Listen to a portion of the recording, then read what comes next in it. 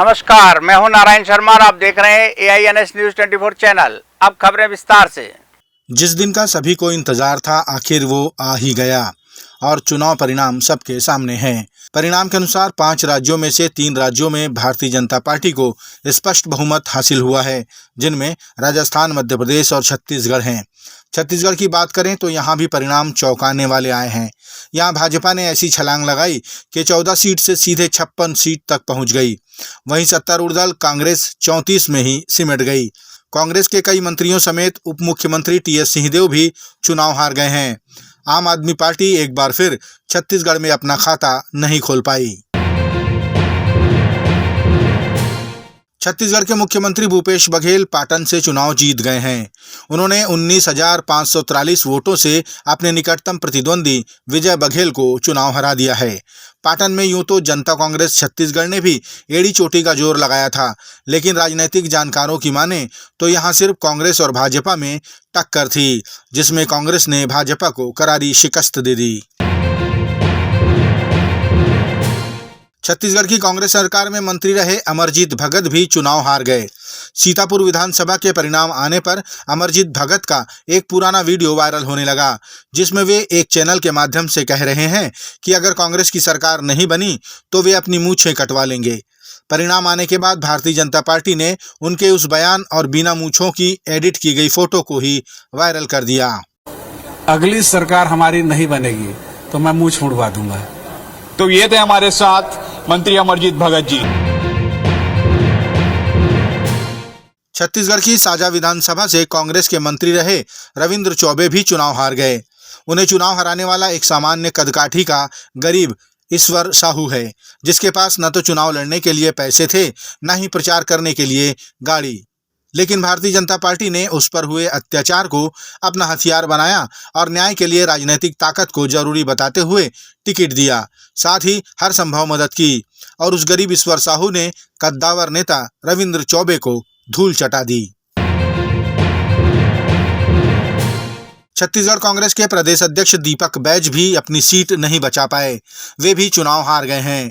अब कांग्रेस को अपनी हार की समीक्षा करनी होगी, क्योंकि जनता ने मंत्रियों तक को नापसंद करके कुछ कहने की कोशिश की होगी। कांग्रेस ने इन 5 सालों में ऐसा क्या नहीं किया जो जनता को चाहिए था, या फिर क्या ऐसा कर दिया जिससे जनता नाराज थी। कांग्रेस के बड़े बड़े दिग्गजों को हार का मुंह देखना पड़ा, जबकि भाजपा में नए चेहरों ने बाजी मार ली।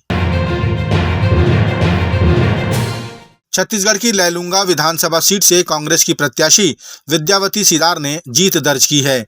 उन्होंने अपनी जीत का श्रेय कार्यकर्ताओं और वरिष्ठ नेताओं को दिया। साथ ही उन्होंने कहा कि सरकार किसी की भी बने, वो अपने क्षेत्र की समस्याओं को लेकर सदन में आवाज बुलंद करेंगी।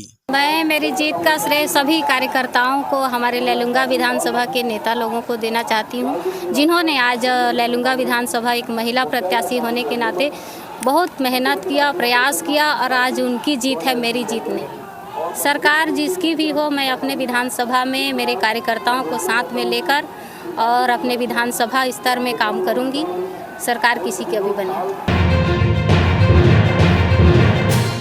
छत्तीसगढ़ की अभनपुर विधानसभा सीट में भी भाजपा का परचम लहराया। यहां भाजपा उम्मीदवार इंद्रजीत साहू ने कांग्रेस के प्रत्याशी धनेंद्र साहू को हरा दिया। अपनी हार को अस्वीकार करते हुए धनेंद्र साहू ने परिणाम को ही अविश्वसनीय कह दिया।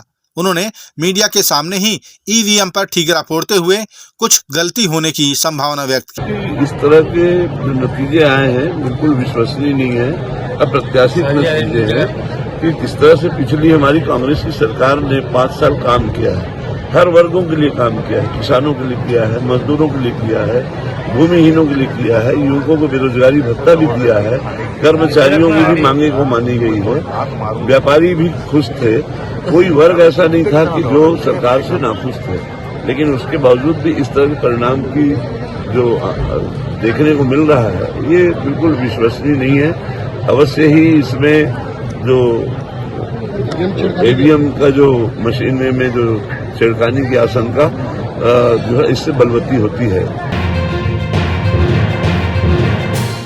छत्तीसगढ़ के पूर्व मुख्यमंत्री डॉक्टर रमन सिंह ने कहा कि छत्तीसगढ़ के परिणामों को देखकर ये बात सिद्ध हो गई है कि जनता ने भूपेश बघेल की घोषणाओं पर विश्वास नहीं किया, बल्कि मोदी जी की गारंटी पर यकीन करते हुए अपना जनादेश दिया है।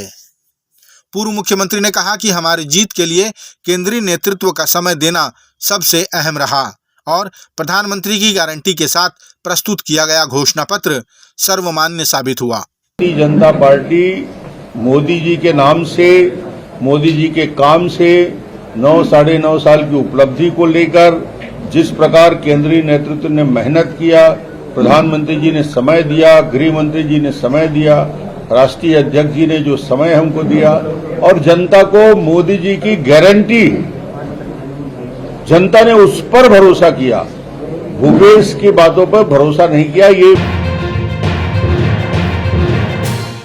ये थे आज के प्रमुख समाचार। आप देख रहे थे हमारा लोकप्रिय YouTube चैनल AINS न्यूज 24। अब हमें इजाजत दीजिए, कल तक रोजाना की ताजा खबरों के लिए आप देखते रहिए हमारा लोकप्रिय YouTube चैनल। हमारे YouTube चैनल को लाइक, सब्सक्राइब और बेल आइकन के बटन को दबाना ना भूलें। नमस्कार।